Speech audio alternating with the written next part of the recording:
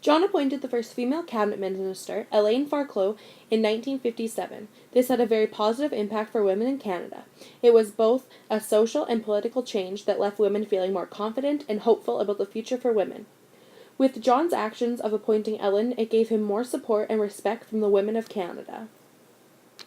John appointed the first First Nations member of the Senate, James Gladstone, in 1958. This was another social and political change that had a very large and positive impact on society. John believed that doing these things, like expanding and making his political party more diverse, it would give everyone equal opportunities and make people see he was a strong believer in that. The cancellation of the Avro Arrow was both a social and economical issue. John and his members of parliament told people that the Arrow was too expensive and it was no longer worth the money. He also told people that it would be taking millions of taxpayers' money. So John thought it was a good thing he cancelled the project, but many disagreed. The cancellation raised questions about John's government's style and judgments. People believed it could have been a good project and to better Canada's defense, but now it was $400 million wasted. An extreme political change in John's eyes was when he extended the vote to Canadians' Aboriginal population in July of 1960. John thought this was a very positive change because it gave Aboriginals an additional benefit of living in Canada, and he believed that it was unfair that they didn't already have the right to vote. Extending the vote to the Aboriginals would help John pursue his dream of one Canada. With all this positive talk from John, many Aboriginal people did not agree. They believed that getting the right to vote would be giving up their distinctive status and would become assimilated. This left many mixed emotions with the Aboriginal chiefs. The biggest accomplishment politically and socially for John was the creation of the Canadian Bill of Rights. This was created on August 10th of 1960. This Bill of Rights only affected the federal laws and government actions. John believed that there needed to be a law to take a stand against discrimination, so he created one. Many people were greatly affected by it and knew it was a positive change for the people, but some did not believe this. Some believed it had a limited effect and needed to be better.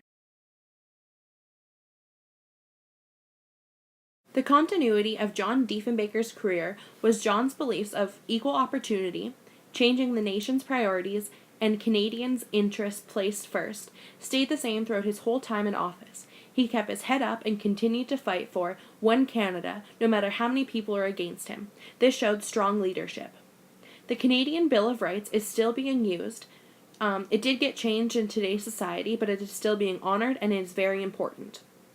There is still racism and discrimination in the world, but that may never change. It has gotten a lot better from what it was then because of things like the Bill of Rights and other official documents. Women were, and still are, slowly becoming more accepted into society and viewed as the same or almost the same a man. There are still issues like wages. When a Native man became enfranchised, so did his wife and family, without their approval or willing, and women are still not able to have certain jobs, like working for the RCMP, yet they can still be involved in some of the levels of the government. The underlying impact of John Diefenbaker's time in office were things like this. The reason behind people leaving John's side and losing support was when he decided that the bombard should not have nuclear warheads. This made him lose support from Quebec and other urban areas, which really damaged John's political party. If John wouldn't have cancelled the Avro Arrow project, it would have changed our national defense system and made it a lot stronger. When the Canadian Bill of Rights was passed, the bill only applied to federal laws. The Canadian Bill of Rights has now been listed in the newest Canadian Charter of Rights and Freedoms, which was in 1982. The Canadian Charter of Rights and Freedoms applies to both federal and provincial acts, and the Canadian Bill of Rights is still in use today with federal statuses. Without the creation of the Bill of Rights, the Charter of Rights and Freedoms may have not been created or not as soon as it was. They are both major government documents with extreme value to Canada.